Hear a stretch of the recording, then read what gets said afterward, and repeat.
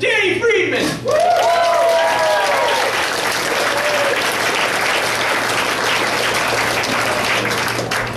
So I recently turned 50 years old. The big 5. Thank you 2 times. But it's a big number, it's a scary number. I'm actually so old that the last time the Toronto Maple Leafs won the Stanley Cup, I was alive. I gotta admit I was a little bummed out last month. I woke up one day and I realized I'm exactly twice the age of the Roll Up the Rim contest. One night about 3 weeks ago I went to sleep and my body felt great. When I woke up the following morning, I had a pulled hamstring. Apparently 50 is a number where you've got to stretch before you go to sleep. I do a lot of comedy in Toronto and I hang out at a lot of open mics, and a lot of the comedians are literally half my age, even younger. And there's a 22-year-old girl and she's producing her first movie ever. And she offered me a role, my first movie. I didn't even audition for it. She just offered me the role. I'm going to be the random old man. What the fuck? Yeah, it's crazy. And one of the things I'm finding as I'm aging is that my patience is not what it used to be. For instance, a couple weeks ago I had an incident at my bank. See, I deal with the Scotia Bank, and I don't know about you guys, but I am not richer than I think. What the fuck, they kidding? So I called them on. I went down to my local branch and I went up to the customer service girl and I demanded to speak with somebody. She asked me what it's pertaining to.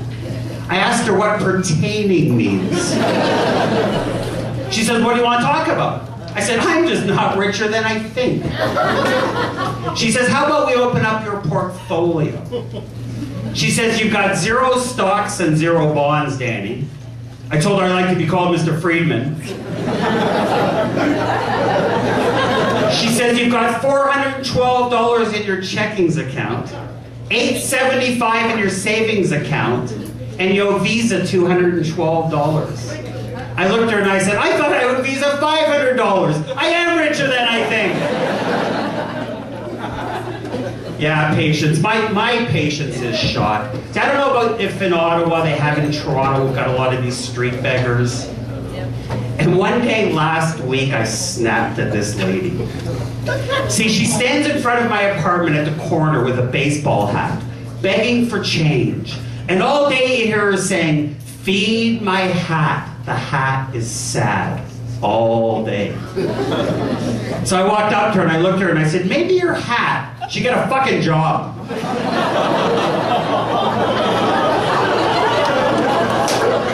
And then I fucked her.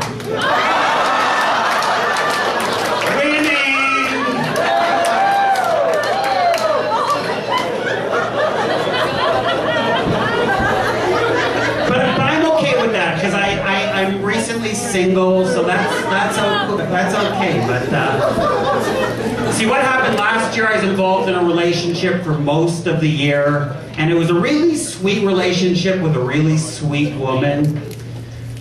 But I broke up with her when I found out she went on holidays with her husband. Yeah, I was telling a buddy of mine, I confided the whole story in him. He looks at me and he says, "Really, Danny, a married woman?" I said, "Yeah." He said, "Did you learn anything from the experience?" I said, "You know what, I did."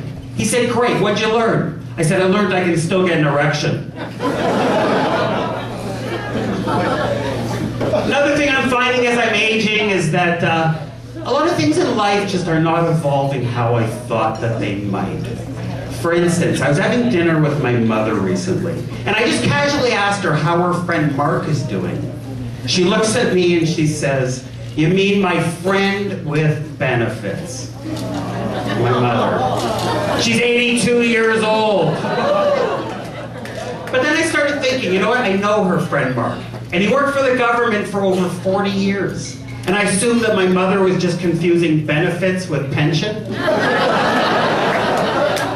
Apparently I'm the one that's confused.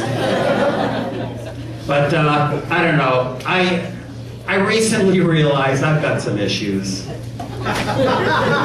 And that I need to talk to somebody. So I went to a shrink. It's first time ever.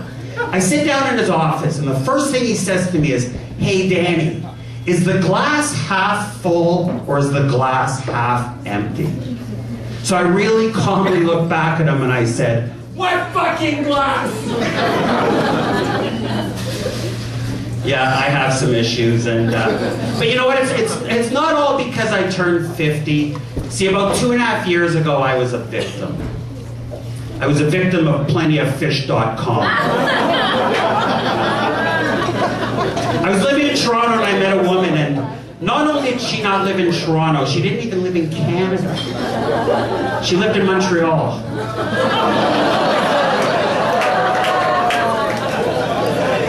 Yeah, we had a long-distance relationship for about 6 months, and you know what, the truth is, she had everything I ever wanted in a woman. She had really big breasts. So I moved.